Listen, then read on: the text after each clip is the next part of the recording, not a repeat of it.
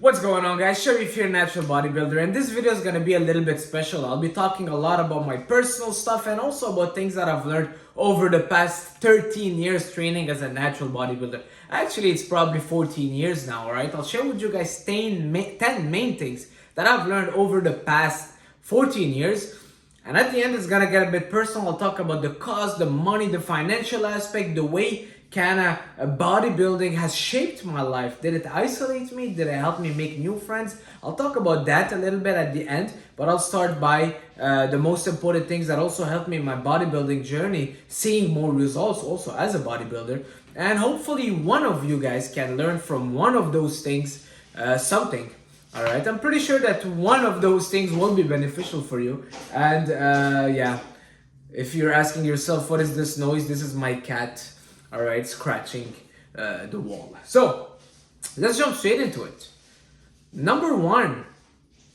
Tip number one that I've learned over the past 10 years is that you cannot cut corners when it comes to intensity and effort, and intensity and effort will always be the most important thing as a bodybuilder. I've seen a lot of people right now going to the gym, lifting straps, belts, putting the bench at the perfect angle, trying to get the best technique, all right? No cheating at all. The technique is just perfect, spot on. But when you're starting, the most important thing that it's not having the best technique. And I'm sorry to say, it's really the intensity and the effort. When I started training in Syria over 10 years ago, guys, we didn't have no straps, no lifting belt.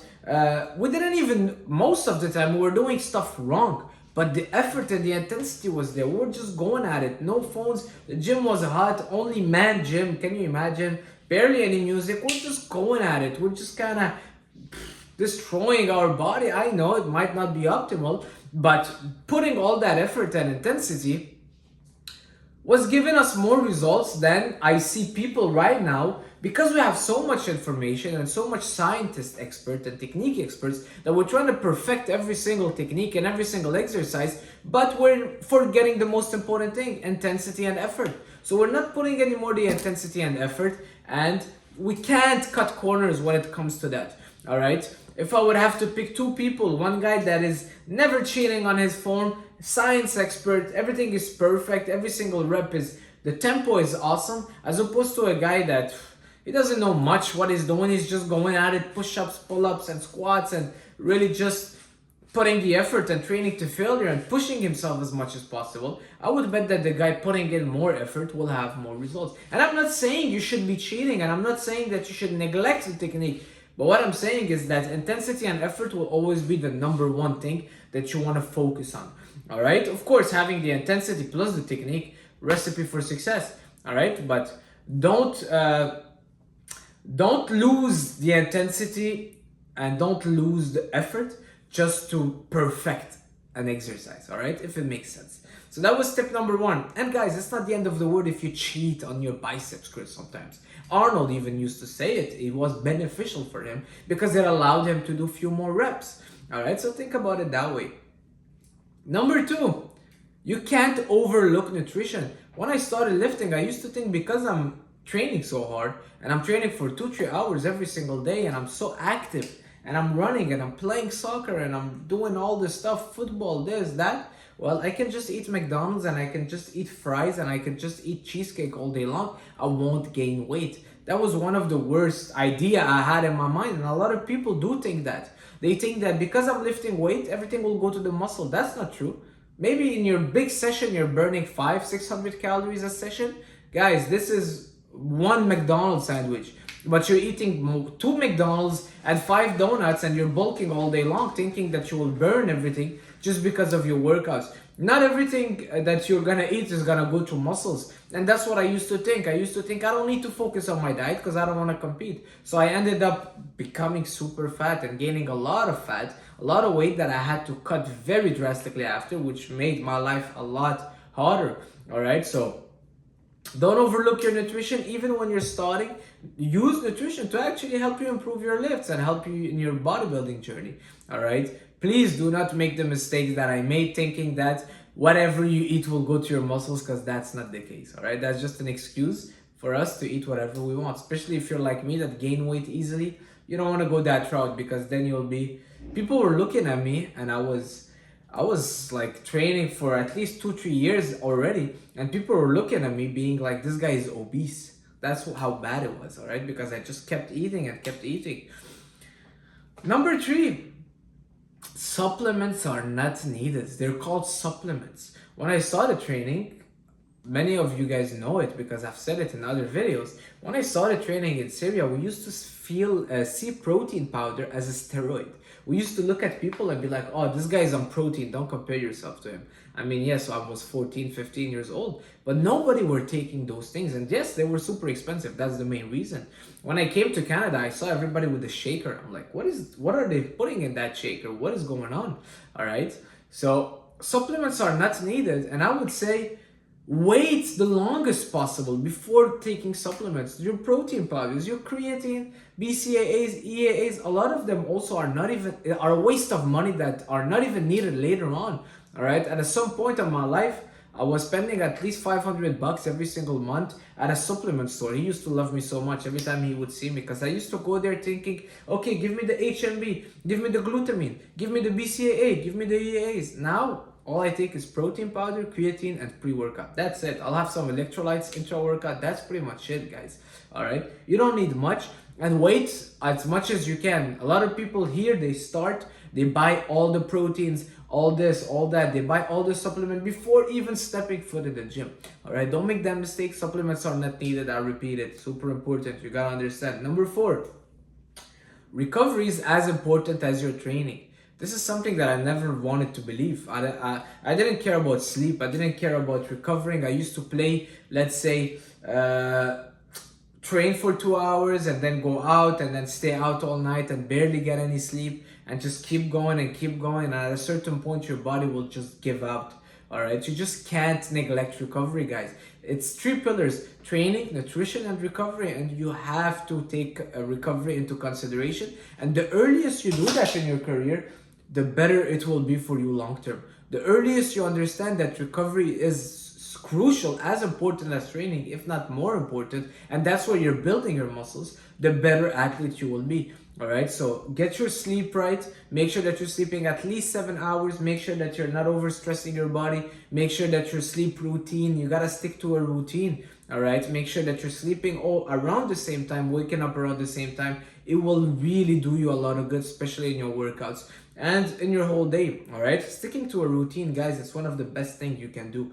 All right, there's a guy that said, discipline is freedom, and it actually is. Because you wake up at the same time, you know what you're gonna do, and you kind of feel free. You don't have that stress of letting the day decide for you, but you decide for the day because you have your own routine and you're stable.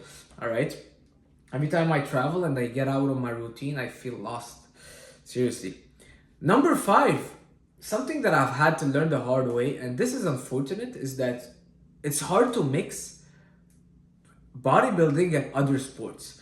All right, it is pretty hard. I used to love soccer. I wanted to become a soccer player. That was my goal. But when I started lifting weights, I realized, hey, my legs are just sore for 4 or 5 days in a row. I can't even play soccer. My cousin used to be a basketball player, and he actually had a herniated disc because he played a big basketball tournament, and the same day in the evening he deadlifted, or the other way around. Boom, lower back gave up.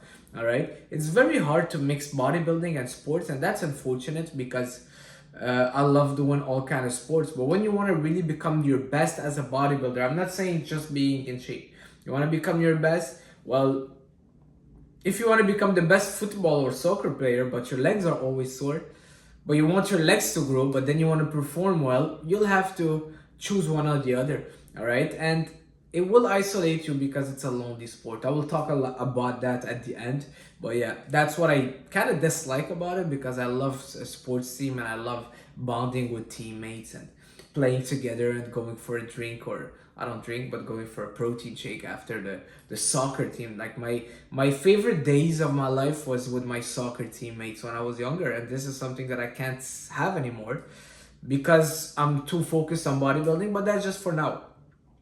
Number 6 that I had to learn, something that I really had to learn, and people don't understand it as much, is that being a bodybuilder and being into fitness is time consuming. It's time consuming. It's very time consuming, guys. Very time consuming. Today I spent 4 hours training, doing my cardio, doing my meals. I stretched a bit, and I've watched the fitness content. 4 hours. All right.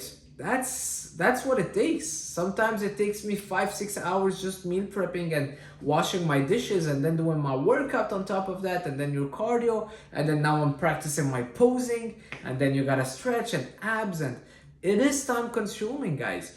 All right, you gotta give your, like, the guys that are gonna say, well, I do 45 minutes 3 times a week and that's it. Well, you're just maintaining at this point, but are you really building more muscles? I don't think so. I don't think so. As intense as you go at the gym, it's time consuming. All right. I was shopping for some protein powder, like all the things that come on top of it. It's not just going to the gym and pushing some weight and just getting out and okay, now I can just do something else. No, it's a 24-hour job. Your meals have to be structured. You gotta make sure that you're eating at the right time, all right? You gotta make sure that your meals are cooked and prepped. You gotta do your groceries. I see my brother's life, for example, and my brother doesn't have the bodybuilding life on top of his head. So it's like, oh, well, I'm hungry. I'll just open Uber app and just see whatever, or I'll just skip a meal. Well, this is something that I cannot do. I can't skip meals. I can't just open Uber app. I just can't wing it. Everything has to be prepped, and this means more time. So it's time consuming. It's a sacrifice. I'm not saying that to scare you, but you gotta understand that everybody will have to go through it. And because it's time consuming, it makes your life very kind of narrow because you don't have much free time. If you're working, you're bodybuilding, you're cooking your meals, you're meal prepping. What else, you know? I have a cat. I can barely take care of my cat. I'm telling you that. So moving on, number 7. We'll go back a bit to the training. Is that the basics are always your foundation, and you never want to be neglecting your basics. I see a lot of people that they would start with the basics. Let's talk basics: bench press, overhead press, the barbell rows, the pull-ups, the push-ups, and also a proper nutrition, which is your rice and chicken and eggs and oatmeal and bananas. You know, the basics, the things that have been working for years. But then slowly we start kind of moving away from the basics and doing other stuff because we see other stuff online and we get tempted and we have the fear of missing out. Maybe instead of doing the squat, maybe I should just do this crazy variation of a leg extension with some pads and this and that. And then we drift away from the basics. And every time I've done that, I've lost some results and I kind of regressed. All right. Same thing with nutrition. I've tried going vegan. I've tried many things. Trust me, I've tried many things in terms of nutrition. And every time I came back to the basics, my eggs, my oats, my meat, my rice, my banana, my sourdough bread. It's like if those basics, it's like if it's your you go back to the source every single time. Same thing with lifting. All right. So I'm not saying don't try new things, but make sure that the basics are always part of your plan. All right. And you don't need to be doing bench press if you don't like it. Try to do incline dumbbell press if it feels better. But don't stop pressing just because you saw a guy on Instagram saying that you're better off doing, I don't know, a crazy variation of cable crossover, and now you just change the whole basics, because it's just not gonna